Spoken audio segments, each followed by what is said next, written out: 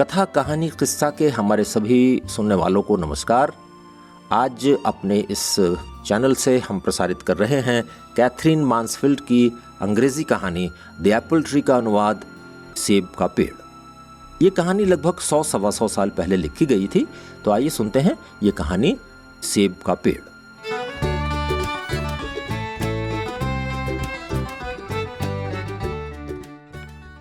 हमारे पुराने घर में 2 बाग थे। एक को हम जंगल कहते थे क्योंकि इसमें बहुत सारे पेड़ थे। ये सब्जियों के खेतों के बाद शुरू होता था। इसमें कुछ चेरी के पेड़ थे, पीले आलू बुखारे के भी कुछ पेड़ थे और कुछ पेड़ बेर के भी थे। क्योंकि हमें इस बाग में कुछ अंधेरा जैसा लगता था, इसलिए हम वहाँ खेलने नहीं जाते थे। हमने वहाँ गिरे हुए फलों को उठाने की भी कभी कोशिश नहीं की। दूसरा बाग काफी दूरी पर था और घर से दिखाई नहीं देता था।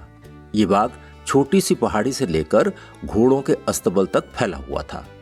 झाड़ियों से घिरे इस बाग के एक तरफ यूकैलिप्टस के पेड़ थे। इस बाग में पेड़ों के नीचे उगी घास जंगली किस्म की थी। हमारे जूतों पर अक्सर वो चिपक जाती। इस घास के नीचे गर्मियों में भी नमी बनी रहती थी। इस बाग के सेबों पर चिड़ियों की चोंच के निशान, नाशपातियों पर खरोंचें और खट्टे रसदार फलों पर काले धब्बे आप देख सकते थे। एक साल इस बाग में हमारे पिताजी और उनके दोस्त ने एक नायाब सेब का पेड़ ढूंढ निकाला। इतवार की एक दोपहर खाना खाकर वो दोनों घूमने निकले कि जब उन्हें यह पेड़ दिखाई दिया। ओ तेरे की! पिताजी के दोस्त इस पेड़ को देखकर आश्चर्य चिल्लाए, ये वही तो नहीं है? और फिर उन्होंने पेड़ का एक शानदार सा नाम बताया। पिताजी सेब के नामों के बारे में ज्यादा नहीं जानते, लेकिन बोले, हाँ शायद वही है।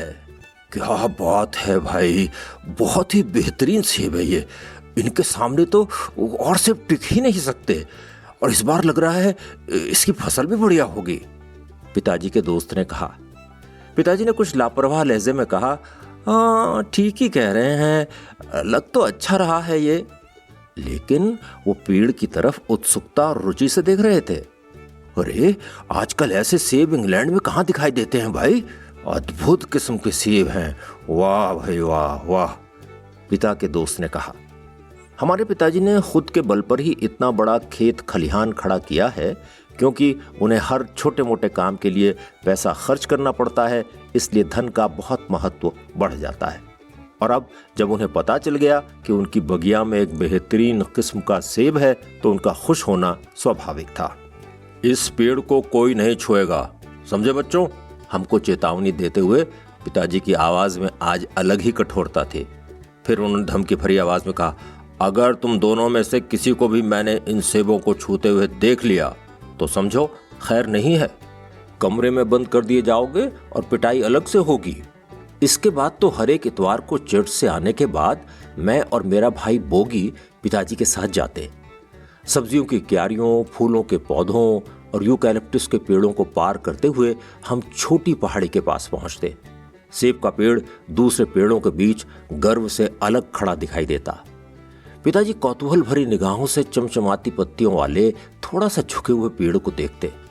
अपने हाथ पीछे की तरफ बांधकर वो काफी देर तक संतुष्टि के साथ इस पेड़ को निहारते। ऐसा लगता कि अगर इस समय हमारे घर में आग भी लग जाए तो उसकी चिंता पिताजी को नहीं होगी। सेब के पेड़ की रक्षा ही उनकी पहली ड्यूटी हो गई थी। बोगी और मैं भी पिताजी के साथ इस पेड़ को प्रशंसा भरी निगाहों से देखते। धीरे धीरे पेड़ पर लगे सेब हरे से पीले रंग के होने लगे। फिर पीले रंग पर हल्की हल्की गुलाबी रंग की लकीरें दिखाई देने लगी। कुछ ही दिन बाद ये गुलाबी रंग पिघलने लगा और सेब के पीले रंग पर चढ़ने लगा। ये गुलाबी सेब जल्दी ही गहरा लाल रंग पकड़ने लगे और फिर पूरा पेड़ इन लाल सेबों से दहकने लगा। आखिर वो दिन भी आ ही गया। पेड़ के पास पहुंचकर पिताजी ने अपने कोट से एक छोटा सा चाकू निकाला।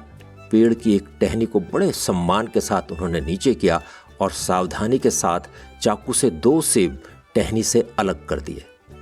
सेबों को अपने हाथ में घुमाते हुए वो प्यार से बोले, वाह बहुत ही मुलायम सेब हैं, सच में बहुत प्यारे सेब हैं। देखो देखो देखो, एक भी दाग धब्बा नहीं है इन पर। भाई मैंने तो ऐसे सेब पहले कभी नहीं देखे। सेब लेकर हम पिताजी के साथ वापस चल पड़े। एक टूटे हुए पेड़ के तने के ऊपर पिताजी बैठ गए। उनकी एक तरफ मैं और दूसरी तरफ गोल टोपी लगाए बोगी बैठ गया। पिताजी ने एक सेब तने पर रख दिया और दूसरे को अपने चाकू से बहुत ही सावधानी के साथ 2 टुकड़ों में बांट दिया। वाह, क्या बात है, क्या बात है, देखो तो सही कितना खूबसूरत है ये, वाह वाह। हम लोगों ने भी कौतूहल के साथ देखा। कटा हुआ सेब अंदर से भी गुलाबी रंग का था। लगता था किसी ने रेड वाइन में से डुबाकर निकाला है। सेब के गूदे पर इतना सुंदर रंग चढ़ा था कि हमारे मुंह आश्चर्य से खुले रह गए। इतने सुंदर सेब मैंने पहले कभी नहीं देखे भाई, मैंने तो नहीं देखे। पिताजी ने फिर दोहराया, इस तरह के सेब ऐसे ही नहीं मिल जाते, पूरे इंग्लैंड में शायद ही कुछ इस तरह के पेड़ होंगे। पिताजी ने इतराते हुए कहा और उसके बाद सेब की खुशबू सूंघने के लिए उसे नाक के पास ले गए। ओहो, ऐसा लग रहा है फूलों का गुलदस्ता ही मेरे पास आ गया है। इसके बाद पिताजी ने सेब का एक टुकड़ा मुझे थमाया और दूसरा बोगी को दिया। अब इसे एकदम से हड़प मत कर जाना, समझे? स्वाद लेकर खाओ, मजे से खाओ, हल्के हल्के, पिताजी ने सलाह दी। मैंने और बोगी ने अपना अपना सेब का टुकड़ा मुंह में रखा और पिताजी ने दूसरे आधे सेब के 2 टुकड़े करने शुरू किए। सेब चबाते हुए मैंने और बोगी ने एक दूसरे की तरफ देखा। मुंह में एकदम भगभगा सा स्वाद भर गया था। सेब का कड़ा और कड़वा छिलका हमारी जीभ पर फैल गया था। किसी सूखी सी चीज का भद्दा स्वाद हमारे मुंह में भर गया था। पिताजी ने अपनी आंखें नचाते हुए हमसे पूछा, बोलो बोलो, कैसा है, कैसा है, बोलो बोलो। वो कटे हुए सेब के बीज निकालते हुए हमारी तरफ देख रहे थे। बोगी और मैंने एक दूसरे को देखा। सेब को चबाना बहुत भारी पड़ रहा था। सेब को चबाने और किसी तरह से निकलने के बीच जो समय मिला, उसमें मैंने और बोगी ने आंखों ही आंखों में बातचीत कर ली थी। हमारे होंठों पर एक रहस्य भरी मुस्कुराहट उभर आई। अपना सेब निकलने के बाद हम पिताजी के पास खिसक आए और उनकी तरफ देखने लगे।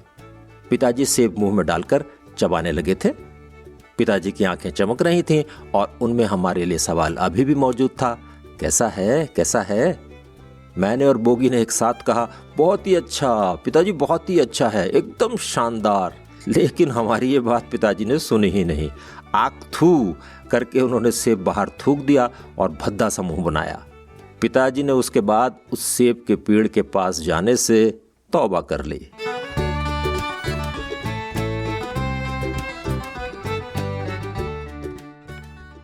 सेब का पेड़। अभी आपने कैथरीन मांसफील्ड की यह कहानी सुनी। ये कहानी लगभग 100 वर्ष पुरानी है और इसका अनुवाद अंग्रेजी से हिंदी में किया गया था। कैसी लगी आपको यह कहानी? अगर कहानी अच्छी लगी हो तो इसे लाइक कीजिए, शेयर कीजिए और हमारे इस चैनल को सब्सक्राइब कीजिए। अगले हफ्ते फिर मिलेंगे एक और नई कहानी के साथ। तब तक के लिए नमस्कार।